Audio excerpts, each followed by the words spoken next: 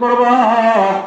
আল্লাহ রাব্বুল আলামিন যেই পশুটা তোমরা কুরবানি করবে, ওই কুরবানির পশুর মধ্যে যতগুলো লোম আছে, আল্লাহ রাব্বুল আলামিন প্রত্যেকটা লোম এবং পশমের বিনিময়ে তোমাদেরকে কমপক্ষে একটা করে নেকি দিবেন।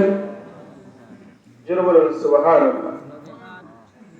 আল্লাহ নবীজি বিশ্ব নবী রাহমাতুল লিল আলামিন অন্য হাদিসের মধ্যে বলেন, বিকুল্লি কাতরাতিন হাসানা, কুরবানির পশুর পশম পরিমাণ নেকি দিবেন, শুধু তাই নয়, আল্লাহর নবী বিশ্ব বলেন, তোমরা যে পশু কুরবানি করবে, এই কুরবানির পশুর জবাই করার পরে যে রক্ত প্রবাহিত হয়, আল্লাহ রাব্বুল আলামিন এই প্রবাহিত রক্তের প্রতিটা কাতরার বিনিময়ে, প্রতিটা ফুটার বিনিময়ে আল্লাহ রাব্বুল আলামিন তোমাদেরকে কমপক্ষে একটা করে নেকি দিবেন।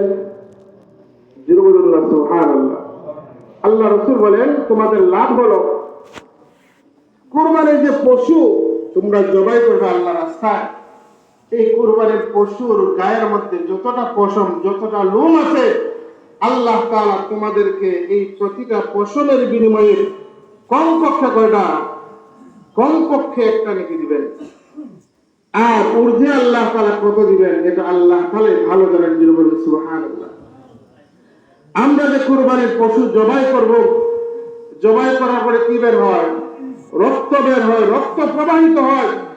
আল্লাহর নবী বলেন, এই যে রক্ত প্রবাহিত হয়, প্রবাহিত রক্তের প্রত্যেকটা বিন্দু, প্রত্যেকটা বিন্দুর বিনিময়ে আল্লাহ তাআলা কি দিবেন? একটা করে নেকি দিবেন। তবে শর্ত হলো, এই যে কুরবানি করবেন পশুটা, এই পশুটা আপনার হালাল ইনকাম দ্বারা ক্রয়কৃত হতে হবে। সওয়াব আছে, তবে শর্ত কি? কথা বলেন না। হালাল। হালাল।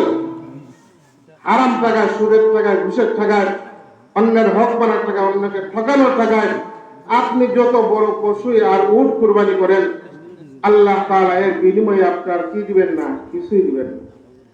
যদি হালাল হয় তাহলে কি সওয়াব। কারণ কুরবানি বলেন, যে কোন ইবাদত বলেন, এর প্রধান শর্ত